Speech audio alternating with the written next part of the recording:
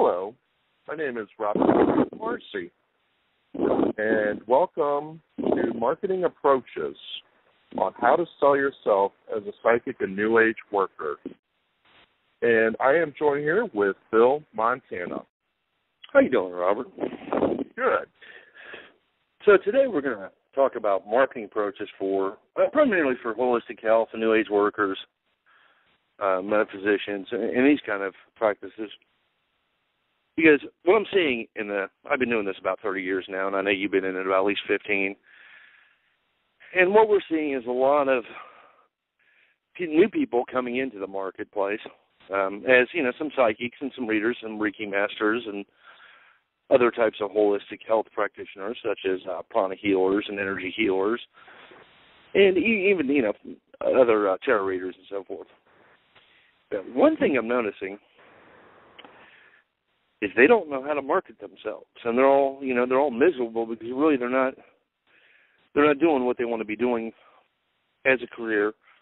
Yes, for money, and it's just making them more miserable because they don't know how to do any of this marketing stuff. So what I thought we'd do on this program is teach them a few basic pointers to get them in the right direction. Now, this is going to be a complete series when we're done, but we're just going to start with this kind of a random program to give you guys some new ideas and new theories, new strategies, new approaches that you can market your business and your services or your goods if you're a metaphysical shop. And we're going to cover a little bit of everything. We're going to cover the metaphysical shop. We're going to cover the shop reader. We're going to cover the holistic health practitioner that travels around. We're going to cover the whole broad spectrum of just about everything. So by the time this program series is concluded, which will probably be in a couple of years or so because there's going to be many, many episodes of this, you will have a general, pretty good working knowledge and a lot of new things you can try and experiment with and see if it helps your marketing and helps your business to survive and prosper. But so the question we got, Robert, is where should we begin? Well, I'm sure that a lot of people listening wanted to start out particularly as a psychic reader. Okay. So let's go ahead and cover that approach. Okay, let's cover that because I think that's important. Now, as a new reader, or even an existing reader that's been around a while, maybe 5-10 years, you probably haven't done a whole lot of marketing. Some of the best readers in the country do awful lot of marketing, and they travel around and they get known. That's how they have these big clienteles. But if you don't get your name out there, who's going to know about you? And that's what it comes down to. If you're going to sit on the couch or sit in your parlor and not let anybody know you exist, well, guess how many people are going to have at your parlor? None. I mean, that's pretty much the truth of it. So what are some ways they can actually start off and get known, just even in the local circles first? We'll start with the local circle, and then we'll expand out to the state level, and then maybe to the tri-state level and so forth and like this. And we'll expand it outwards. We'll spiral it out. It'll be a big flower of life spiral that will eventually get them to where they want to be. So the first thing I'd say is, do you have a Facebook account? Yeah, I know a lot of you don't like Facebook, but Facebook's a good way to, get your name out there. Set up a Facebook account and set up a celebrity page for the services you offer. That's the first thing. Now, this isn't difficult. This is very, very easy. Another thing that helps, Instagram, Twitter, and there's a lot of these free sources now that we didn't have 10 years ago when we started. I've done that 30 years ago, back when you started 15 years ago. None of this stuff was around. So we had to do it the hard way. So now we have all these tools that can benefit us and we can use. You can also make short videos. Post them on YouTube. This all helps your broadcasting of your name and what you do and your services. Now, here's the thing. You don't want these things to be a sales pitch. You want these things to just kind of let people know who you are and what you're about and what you can do for them. You don't need to sell them anything. So forget sales for a moment. We don't need to do that. We don't need to go into sales. Right now, what we need to do is go into name recognition, branding, and these sort of things. We need to let people know who you are, what you can do, and how they can get a hold of you. That's all. So we're not looking at how much to charge whatever you want. Your services are no different than any other service provider out there, such as a roofer or a plumber. They are skilled services, right? So we don't need to really state our fees or what we charge. That's not irrelevant at this point. What's relevant at this point is getting our name out there, whether it's by YouTube, Vimeo, is another video site. You can put up a few videos. I do a little brief tarot reading for the day. Do maybe a tarot reading for the week. Do 1 week. Just a general tarot reading, 3 cards for everybody for the week. And you do cartomancy. You do some card reading with playing cards. You can do that. There's all kinds of things you can do. That's completely unlimited. The point is, if nobody knows how to reach you, they can't get a hold of you. And there's more and more people now since the big shift to 2012 coming into metaphysics, both as customers and as future readers, workers, and this kind of thing. So there's a big onslaught going in. Now the other thing, I'm gonna let you take over for a moment, is you started off doing some of the clubs, doing free talks to the clubs. You want to talk about that for a bit? Yeah. So what I did was, in order to gain access to new customers, I needed to find a way that would simplify that and get me immediate clients. So what I did was I targeted social clubs, and they are like the Kiwanis clubs, the Lions clubs, and the Rotary clubs. Those are the types of clubs where you have people going there, and they always hire speakers to come in and do something, speak about a certain topic or do something extraordinary, like especially if you're a reader. Imagine if you did a sample reading in front of the people, then you got an audience that is willing to book you for a private reading. So very fantastic. And Bill, back to what you said about Facebook. Facebook is it's becoming more popular than having your own personal website. And the best part about it is, right now at this point, I don't know if they'll ever change, but it's free. So so even if you have no technical, you don't have the money to set up a website of your own, set up a Facebook fan page and then get followers to go on there. It's a very great tool. Yeah, and it's a great place to start because, one, it doesn't require anything. It doesn't require any advanced knowledge of how to do computer programming so you can set up your own WordPress website or any of that stuff. Exactly. Because as a reader, I'm on the road all the time, or a reader and energy worker, I'm on the road all the time doing fairs and conventions and all kinds of stuff all over the country. I just got back from Miami, so I've never really had time to sit down and learn WordPress. My site looks pretty bad, actually. It's pretty plain. It's just because I don't have any time, I'll be out of here in a couple of days to go and do another fair. So, and that's the thing. The other place you can do, the other things you can do is, if you have the skills, write a book. Writing a book will get you into a lot of psychic fairs as a speaker. You can also do classes and workshops at many of the holistic health, New Age bookstores, and so forth in your area. That's a great place to start. If you're not already reading as one of the readers. And really the thing is here is just to get your name out there, let people know what you do. If they have a small psychic fair, see if you can grab either a table or go in as one of the speakers. I think going in as a speaker is one of the best things you can do starting out. Mm-hmm. That way people get to hear your message, what you're about. They get to know you. You get to know them a little bit. And you don't have the pressure of paying, a big booth rent and all that stuff. So if you can get a hold of a promoter and, go in, you got an interesting topic you want to talk about, say you're a specialist in some form of energy healing, hey, that's great. There's a lot of people that would be open to listening to that. And that helps, and then have a little mailing list, Would you like to receive, would you like to sign up to the mailing list?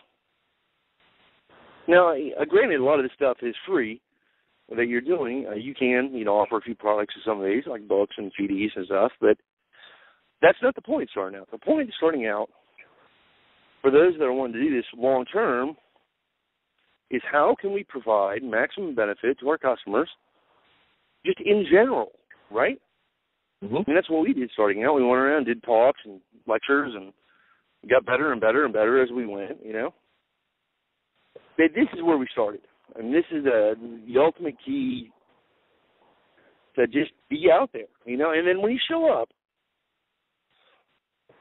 to do these things, be professional. Be in a good mood. Don't try to do a lecture in a bad mood. If you need a few minutes, go outside, get it together, then go back in and do the lecture. Because sometimes traffic getting into these things is a nightmare.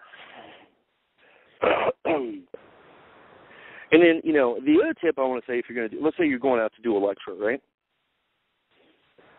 Don't wear your lecture clothes while driving to the event. All right? That's a good point.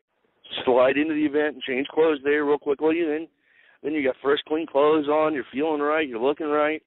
You're not all wrinkled. And, these are just small things we can do that help maintain, a positive image. Because if you get an hour, let's say I'm driving up to, a neighboring town here, an hour away or so, and I'm wearing the stuff I'm wearing for the lecture, by the time I get there, it's all wrinkled and, it doesn't look right, So just real simple stuff, and be clean. Now, I want to talk about, we'll change subjects just for a minute in case we got some shop owners on. Okay, there's two things I've been noticing in a lot of metaphysical shops, and I travel all over the country. Okay, the first thing is about 1 in 3, 1 in 4 shops do not have a sign. They may be in a little strip mall or something. If they don't have a sign, how am I going to know they're there? Like I was at one in, Miami, Florida, recently. Nice little shop, too. A great shop. They have a big pole outside with a bunch of signs on it saying who's in the shopping center, except for the metaphysical shop. No sign. You can get up to the window. No sign. You don't know they're there. There's no sign above their door. Above the, on the awning, like the rest of the companies.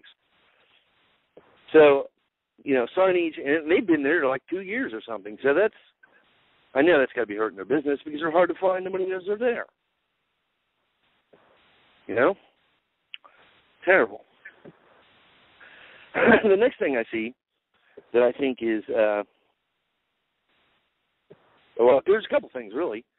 One, at the shop here we got here, when I walk in, the first thing I look at is the place clean? And I mean spotless. Nobody wants to walk into a dirty metaphysical shop. And we'll see this problem in a lot of the pagan stores, some of the Wiccan stores, some of the metaphysical stores too, They're a mess. They're dirty. There's dust everywhere. They haven't cleaned in a while. Just not a good habit. It turns buyers off. Because why would I go there when I can go down the street to a nicer shop that's clean, smells good, doesn't have the other issues. Like, the one I'm thinking of is extremely dirty. It's dusty. You buy something, you got to knock the dust off it. We'll look at it. And the place smells like incense. Now, not that incense are bad, but this place smells like old incense that have been burning incense to burn on top of incense on top of incense, just to try to make the place, smell better. What it does is a lot of people don't like smoke, right? And they don't like incense. It irritates them. So you're losing part of your crowd by doing this. Now, there's another alternative. If you go with the aromatherapy misters, the vaporizers, they're about $30. You add some oil to them, and they put out a nice, pleasant scent like peppermint or lavender or something, and keep the scent kind of consistent. Maybe change it up once a month, but don't change it all the time so the place smells bad, Just real basic stuff, but I don't think a lot of our listeners know about the incense thing. At fairs and talks, I wouldn't burn incense. Mostly it's fire code at this point. And don't do anything that turns away business. Right? Right. Especially you don't want to do something because some people are allergic to incense and smoke, and you don't want someone to throw up and have a bad experience in your shop. Right, and then you don't want to clean up that mess.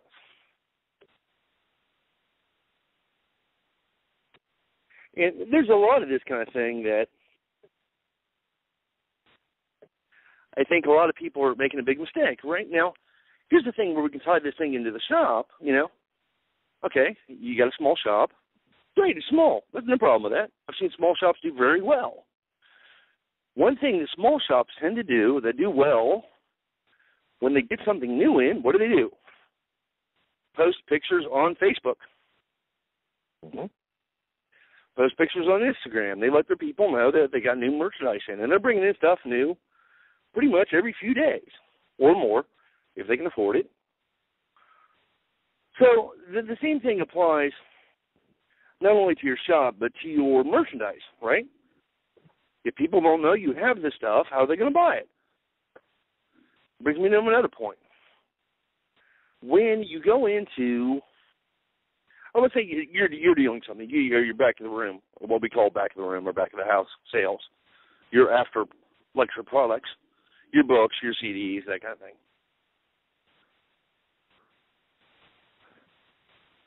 You're not going to stack these on top of each other. They can't see them. They don't know what you have, right? Mm-hmm. And you might even pick up some nice displays to make sure you have your items properly displayed. And that gets into, there's all kinds of tricks for that. And we're going to cover that particular episode probably in a video podcast because there's going to be about 3 hours of just massive, massive amount of information on how to display stuff for New Age workers. It's going to be a very valuable program. But, starting out, get your name out there, brand yourself. Look at branding videos. How do I brand? Well, not only a product, let's just say you're the product, right? You're the service provider. You're the product. You're a Reiki master. How do you brand your services? Product branding, and people branding are pretty much kind of similar in a lot of aspects. Now, let's say you don't have a nice logo. Your logo is kind of, not that great. You can go over to a company called Fiverr, www.fiverr.com. Look under logos and find a logo designer that you think fits your style and, pay them $5 or $10 and get a logo. Okay? Or maybe a Facebook banner if you're not a graphic artist, So you can have your nice banner there, and you can use that banner on Instagram and Facebook, and you just tell them what you want, and they'll go, okay, here you go. You need an image, you need a little video clip to open your YouTube channel up with. That's fine. They can do that too. So, there's all these really great tools, low-cost tools, free tools that a person can use to market themselves in this holistic health practice.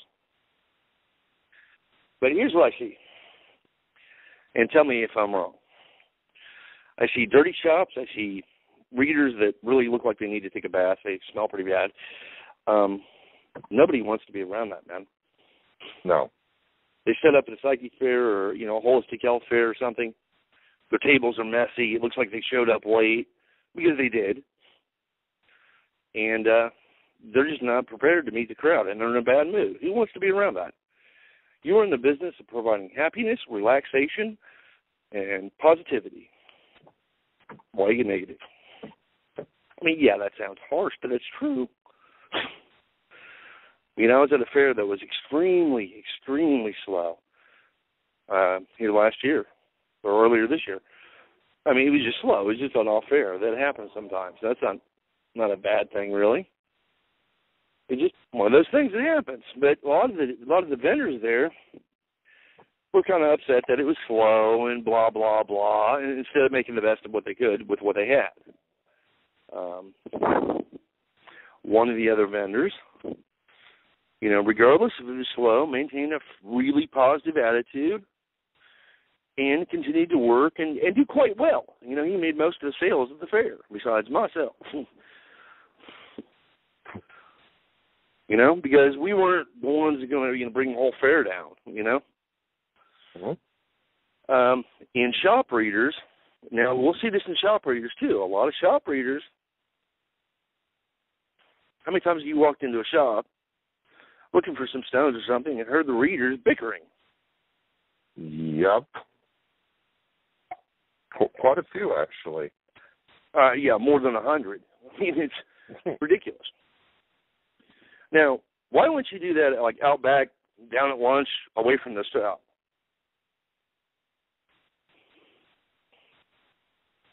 What if I was a customer thinking, hey, you look like a good reader, I might get a reading from you. Or I might get some Reiki services from you or something, right? Mm-hmm. Do you think I'm going to get Reiki from a grumpy individual? No, absolutely not.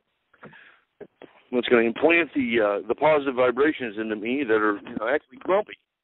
No.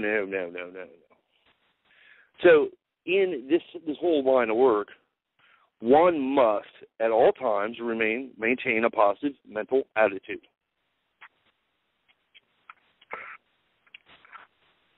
Without fail. Okay, what else you got, Robert? Well, I just wanted to add to that is the fact that I've seen readers. Also, I was at a fair, and I have seen readers eating lunch on the same table where they're giving their readings at. That's not very wise. If a reader's going to do that, you know, they should excuse themselves, take a little break, 15, 20, or even 30 minutes, as long as they need, and move to another part of the building, like a more secret area, and take care of it there. Because that is not, for people, and I've asked people this many times, it's like, you know, did you go to that person for reading? They said no, because the table was trashy and they didn't care. So cleanliness is important, and like Bill said, you want to make sure if you're a reader, be clean. You know, smell good. Please do not overdose on perfume, because again, that goes back to kind of like the thing with the incense. Some people find it repulsive. Okay, so just, you know, if you have to put perfume on, just put a light spritz. Okay, just very light. Don't overdo it. Because I've seen a lot of people being turned off because of that. Yeah, and all they're doing is turning away their potential customers. Mm-hmm. And, you know, some of these potential customers become customers for not only that fair, but for years to come. So why are you throwing away a customer? Or clients? Sure. You know? Exactly. Customers become clients. Now, there is a way to handle the lunch thing, and I want to talk about that. One, you usually have a little lunch stand over in the corner somewhere with tables and stuff. There's nothing wrong if you're fully booked, you know, asking your client, hey, do you want to do this over lunch? I'll buy you lunch, and take them out to lunch, you know? So, yeah, you make a little less money on the reading, but you can keep your schedule maintained. You buy them lunch, they still pay for the reading. And it's very casual and it's very informal, but it's done in a lunch setting, not in the booth. Because some fairs are so busy you don't have time to eat, and you really need food because it's going to affect your attitude. So in those cases, what do? That's one thing you can try. Mm-hmm. I'd recommend eating lunch by yourself, but you can actually go to that option if in extreme emergencies when or you need some tea or coffee or something to drink. Oh, that's a very good point, Bill. Yeah, so I mean, there's other ways to work around these difficulties without looking bad, unprofessional, or adjust your schedule. Make sure your schedule's set so you can have a little work break in there. Now it may only be 30 minutes, but it's enough to grab a quick drink and a sandwich. Right. I mean, some of these fairs that have 5, 10, 15, 20,000 people, you can get quite busy. Yes, and there are fairs out there that are that busy, maybe even busier. One fair I know has about 40,000 to go through it in the weekend. It's a great fair. You'll need to go to fairs. You'll need to go to other readers or other shops. Look around, say hello, be friendly. And especially when you're new starting out as a reader, maybe you're a new Reiki master, a newly acquired Reiki master. You're going to look into open up your own, Reiki master practice, or maybe doing Reiki master sessions at one of the local shops, right? Mm-hmm. Hey, there's nothing wrong with going in for the first, few days, maybe a week, and just doing short, free Reiki sessions so people can experience what you have to offer. This also helps build a clientele. I mean, if you're going to do this for the next 20 years or the rest of your life, if this is what your chosen profession is, your calling, so to speak, nothing wrong with that, Mm-hmm. Work with the shop, and you get the shop to agree to it or whatever. And most of them aren't too crazy, and they don't mind that kind of thing. Tell when they come in for the free session, tell them what your normal rates are. Don't hide that fact. You do have normal rates, but you're doing free or discounted heavily discounted rates, just so you can experience what I have to offer. And there's nothing wrong with that. But these are better ways to think than I'm going to go in and I'm going to bill out at the main reader price in town, which is $500 an hour. Well, you're not a $500 an hour reader yet, right? Not yet. If you've done your first reading's probably not going to pay you $500 an hour.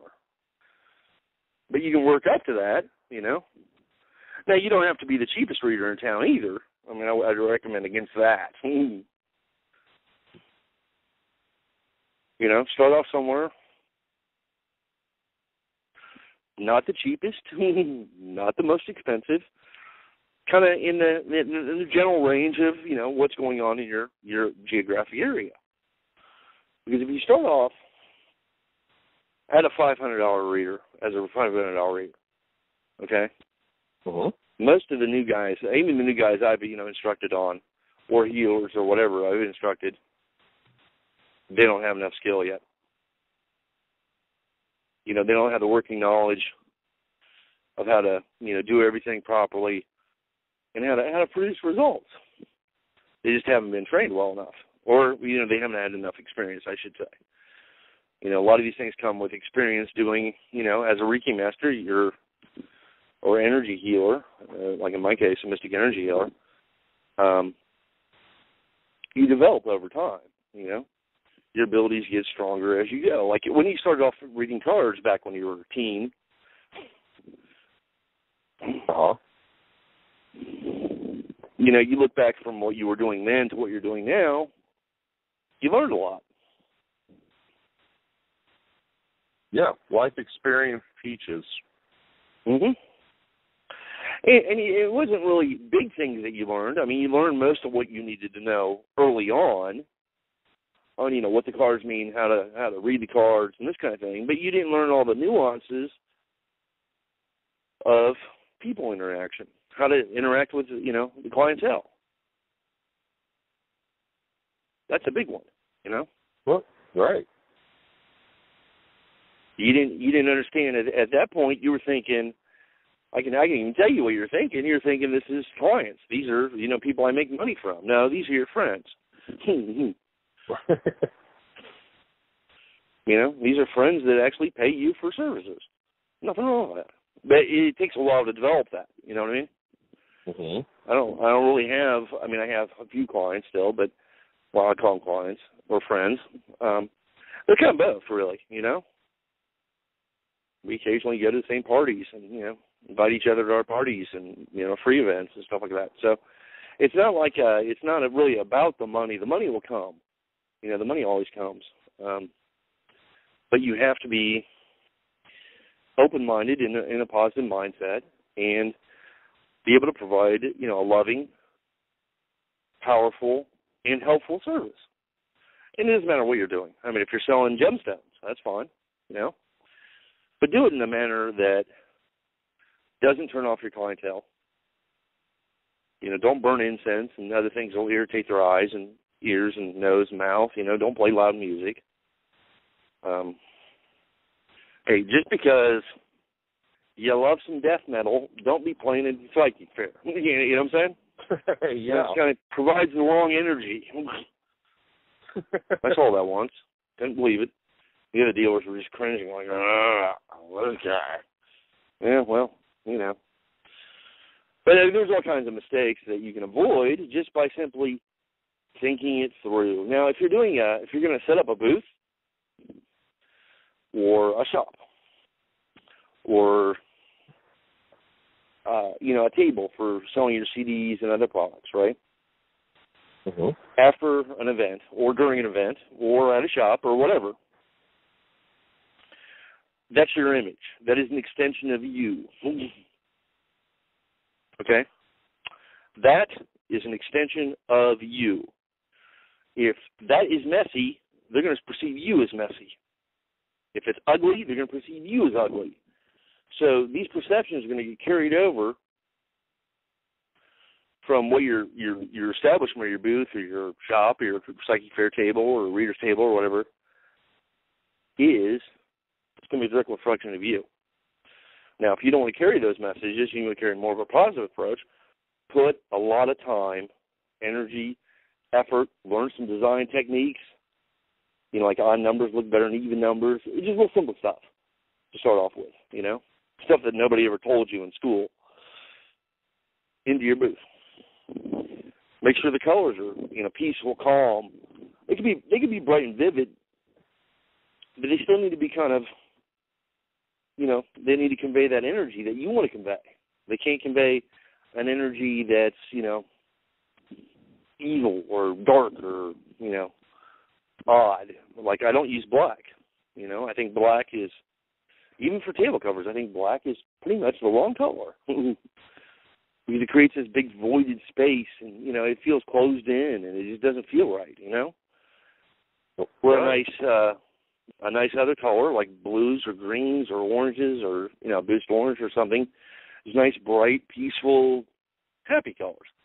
So we got to begin to think about our displays in a different manner.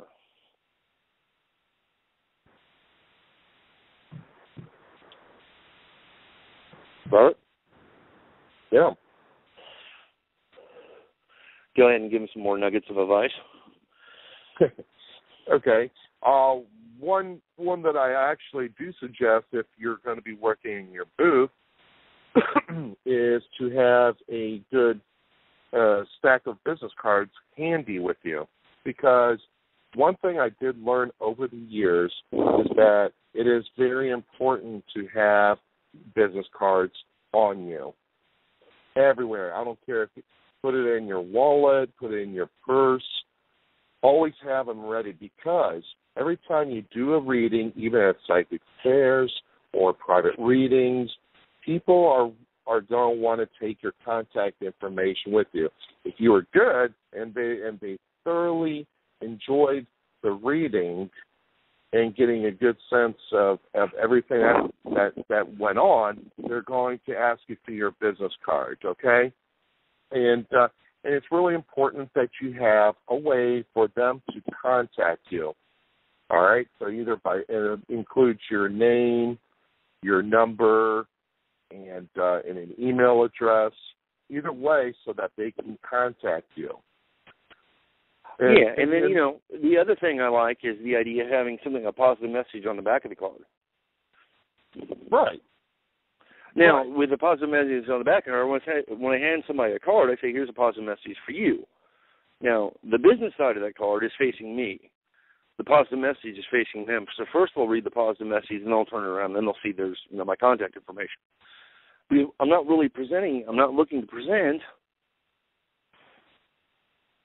the card is not the most important thing I'm trying to convey.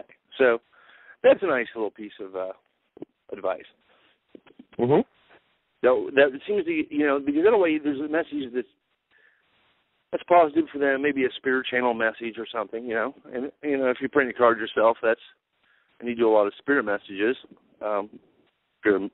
crucial spirit medium, you can put those excerpts from your talks and stuff on the back of the cards, and they're all basically, different, 20 or 30 different ones on the reverse side. So you can look through them real quickly and, make sure the person gets the right message. But it's just a nice touch,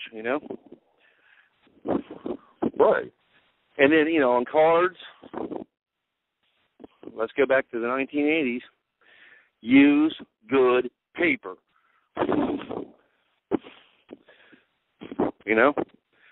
Never hand somebody a business card that feels like trash.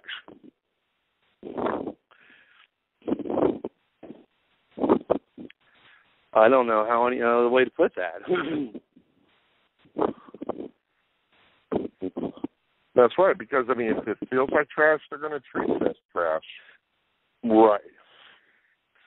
And it's, it's sad, but it's true.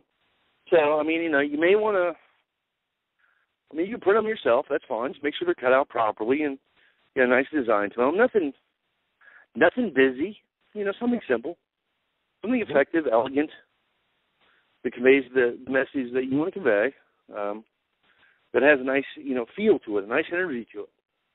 Don't use, I would actually avoid places like, the Vinci print places or the instant print places, You know what I'm talking about? Yeah. 5,000 cards for $10 instead? No. You're not going to need 5,000 cards. Starting out. You can print some cards yourself, or design up some cards yourself, or have, one of the guys on Fiverr do it. They're printing a bit better card than that. Set it up for, one of those instant print places to print it. Just print it on good cardstock. It feels good. You'll pay, a little bit more for the sheet. It might be 25 cents instead of 5 cents, but there's a feel there. There's a textural feel there. All these things come into play with your booths or your stores. There's a lot of textures involved in a store, so we don't want to ignore that sense, The sense of touch, the sense of smell, the sense of sight, the sense of hearing, and the other 19 senses. So we don't want to ignore these things. We want to be open to these things and allow these things to flow. Everything's a flow. It's an energy flow. It's a very positive energy flow that flows out to the world. So if we're not doing that, and we're not right, we probably should take the day off. It's better to take the day off if you're just having a bad day, like cars broke down, this is happening, that's happening. It's actually better to take the day off than it is to go in and make, enemies. Or, lose customers because you're not in the right energetic, spiritual state of mind.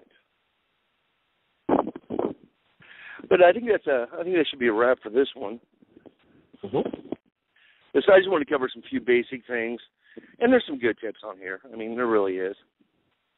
But this is just the basic stuff. Now, the next one, we're going to get into a specific topic, and then we'll cover one topic at a time, and we'll go through how to display merchandise, how to set up tables and chairs and, everything you need.